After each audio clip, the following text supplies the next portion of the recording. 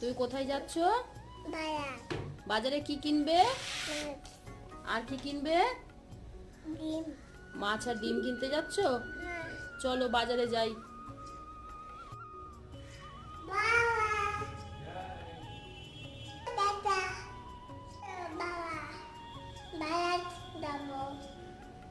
তুমি ব্যাগ নিয়েছো?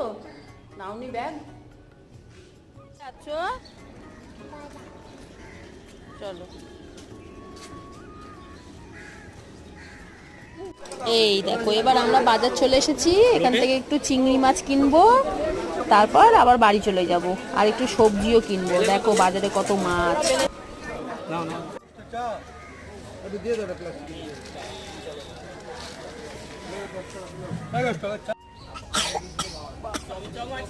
কি খাবে?